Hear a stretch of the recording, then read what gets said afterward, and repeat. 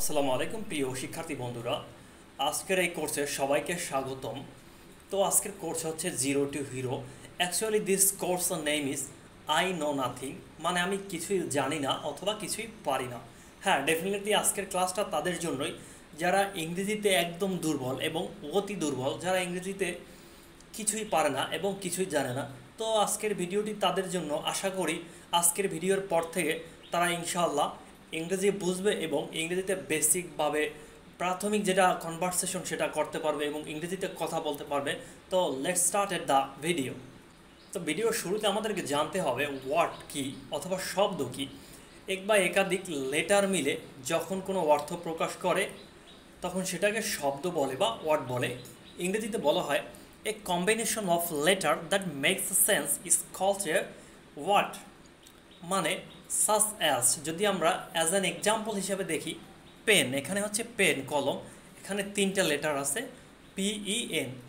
তো আমরা সবাই জানি লেটার হচ্ছে ABCD থেকে জেড পর্যন্ত 26টা ওয়ার্ড আছে, এগুলি হচ্ছে লেটার। তো যেমন PEN পেন মানে একটা কলম, BOOK বুক কয়েকটি লেটার, মানে এখানে কিন্তু চারটা লেটার মিলছে, তারপরে হচ্ছে একটা ওয়ার্ড যোগ হয়েছে। এখানে আমাদের কি বলছে যে এক বা একাধিক লেটার, মানে এখানে একাধিক লেটার আছে, BOOK বুক চারটা লেটার মিলে একটা ওয়ার্ড হয়েছে। আবার ম্যান তিনটা লেটার মিলে একটা ওয়ার্ড হয়েছে, তারপরে কাউ, ইটিসি। তারপরে আমাদেরকে জানতে হবে যেটা হচ্ছে সেন্টেন্স। সেন্টেন্স কিন্তু অনেকটাই ইম্পর্টেন্ট, সেন্টেন্স জানলেই আপনি ইংরেজিতে কথা বলতে পারবেন। তো a combination of word that makes a complete sense is called a sentence. মানে কতগুলো শব্দের সমষ্টি যখন একটি পূর্ণ অর্থ প্রকাশ করে তখন তাকে সেন্টেন্স বলে। কতগুলো শব্দের সমষ্টি যখন একটি পূর্ণ অর্থ প্রকাশ করে তখন তাকে সেন্টেন্স বা বাক্য বলা হয়। তো এক্সাম্পল হিসেবে আমরা দেখতে পারি, যেমন I learn English in the mentors. আমি মেন্টরেতে ইংলিশ শিখি। I learn English in the mentors, আমি মেন্টরসে ইংরেজি শিখি। তারপরে আমাদেরকে জানতে হবে পার্সন। আজকে কিন্তু বন্ধুরা আমি একদম বেসিক স্ট্রাকচার, যেটা আপনাকে ইংরেজিতে কথা বলতে হবে যেগুলো দরকার আমি সেগুলো নিয়ে আলোচনা করছি আজকের ভিডিওতে।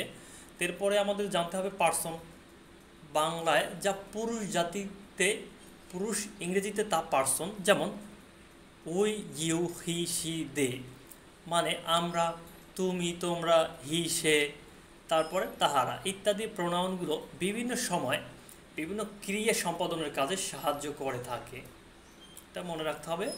তারপরে এই প্রোনাউনগুলো পার্সন অথবা পুরুষ। উপরের ওয়ার্ড সেন্টেন্স পার্সনে সংখ্যাগুলো ভুলে গেল তেমন কোনো সমস্যা নেই, তবে পার্সন কয় প্রকার এবং কি কি, কোনগুলো কোন পার্সন, এগুলো একটু মনে রাখার চেষ্টা করবেন, মানে এগুলো মুখস্থ রাখতে হবে। আই মানে আমি, উই মানে আমরা, ইউ মানে তুমি, ইউ অথবা তোমরা, এগুলো হচ্ছে সেকেন্ড পার্সন। আই হচ্ছে ফার্স্ট পার্সন, আই অথবা উই। আর থার্ড পার্সন হচ্ছে হি, সে, দে, মানে তাহারা, ইট, ইয়া অথবা নামের থার্ড পার্সন হয়। যে কোনো নাম হতে পারে রহিম, করিম, আলিফ ইত্যাদি, এগুলো কিন্তু থার্ড পার্সন হয়ে থাকে সাধারণত। তারপরে যে আমরা পার্সনটা দেখে নিই, এখানে পার্সন হচ্ছে ফার্স্ট পার্সন আই আমি, উই আমরা, সেকেন্ড পার্সন হচ্ছে ইউ তুমি অথবা তোমরা, থার্ড পার্সন হচ্ছে হি, সে, সি, সে, দে, তাহারা, ইট মানে ইহা। পার্সন মূলত হচ্ছে তিন প্রকার, ফার্স্ট পার্সন, সেকেন্ড পার্সন এবং থার্ড পার্সন। তা সাধারণত যেগুলো আমরা পার্সন হিসেবে ব্যবহার করে থাকি সেগুলো হলো আই, উই, ইউ, ইউ, হি, সে, দে, ইট। আমি, আমরা, তুমি, তোমরা, সে, তাহারা, ইহা। আই আমি, উই আমরা, ইউ তুমি, ইউ তোমরা, হি সে, ইট ইহা, দে তাহারা।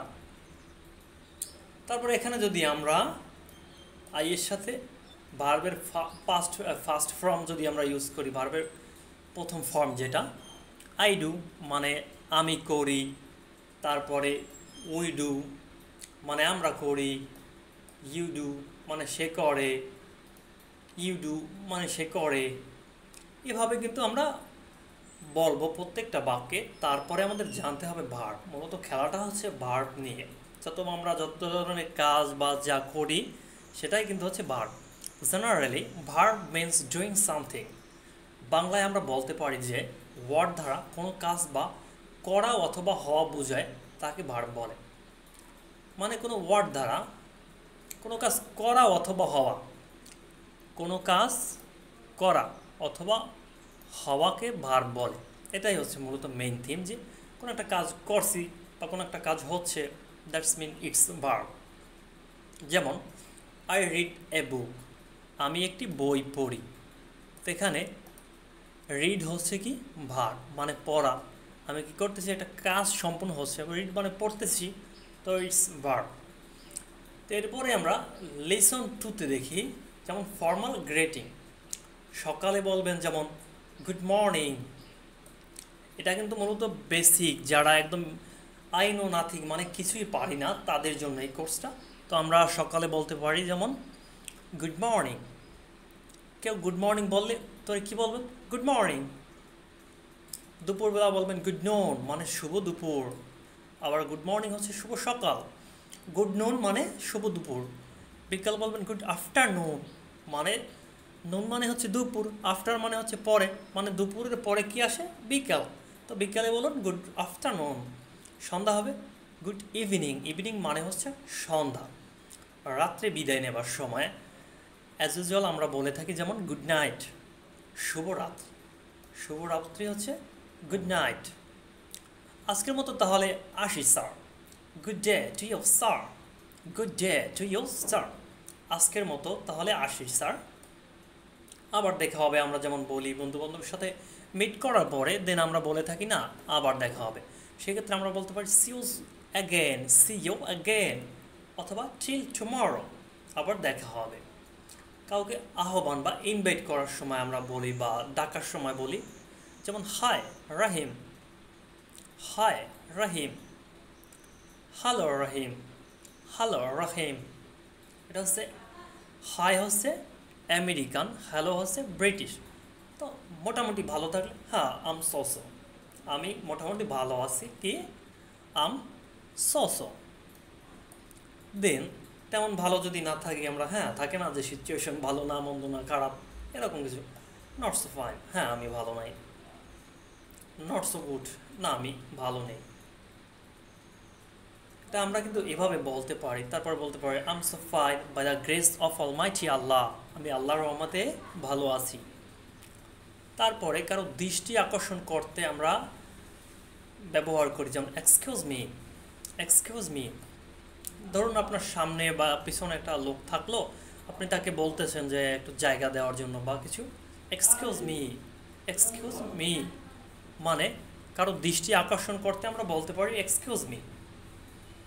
কেউ এক্সকিউজ মি বললে আপনি বলতে পারেন yes what can I do for you, মানে ইয়েস হ্যাঁ, what can I do for you, আমি আপনার জন্য কী করতে পারি, তো what can I do for you. অথবা how can I help you, how can I help you, মানে আমি কিভাবে আপনাকে সাহায্য করতে পারি, তো এটা আমরা ইউজ করতে পারি how can I help you. এরপরে কারো কথা আমরা যদি বুঝতে না পারি, at this time we can say like that sorry, মানে সরি, বা আবার বলুন, এটা আমরা যদি বলি সেক্ষেত্রে বলতে পারি যেমন সরি, অথবা পার্ডন মি, আমাকে ক্ষমা করুন, পার্ডন মি। আবার যদি আমরা এটা না বলি, একদম ক্যাজুয়ালভাবে বলি, যেমন রিপিট প্লিজ, রিপিট প্লিজ, তা পুনরায় আবার বলুন। কারোর সাথে পরিচিত হওয়ার সময় আমরা বলতে পারি যেমন হাউ ডু ইউ ডু, প্রথম পরিচয়, যেমন হাউ ডু ইউ ডু। এক্ষেত্রে ফার্স্ট পারসন আমরা এক্সাম্পল দেখে নিই, যেমন how do you do, first person বললো, দেন সেকেন্ড পারসন কী করলো, জবাবে বললো how do you do. Then আমরা এরপরে বলতে পারি দিস ইজ জন, মানে আমি জন, অথবা মাই নেমস জন, অথবা মাই নেম ইজ জন, আমরা এভাবে কিন্তু বলতে পারি। এরপরে আপনি আবার জবাবে বলতে পারেন this is Asad, this is Asad, মানে আমি আলিফ। এরপরে we can say that nice to meet you, মানে আপনার সাথে পরিচয় হয়ে ভালো লাগলো, nice to meet you, meet মানে হচ্ছে পরিচিত বা পরিচয়। দেন আপনি আবার বলতে পারেন, জবাবে বলতে পারেন সেম টু ইউ, মানে আপনার সাথে পরিচয় হয়ে আমারও ভালো লাগলো, সেম টু ইউ। এরপরে আমরা বলতে পারি যে পার্সন ওয়ান, যেমন আমরা পরিচয় হলে যে মানুষকে জিজ্ঞেস যে আপনি কোথা থেকে এসেছেন বা আপনার বাসা কোথায়, তো আমরা এটা জিজ্ঞেস করে থাকি। তো সেক্ষেত্রে আমরা বলতে পারি যেমন where are you from. Where are you from মানে আপনি কোথা থেকে।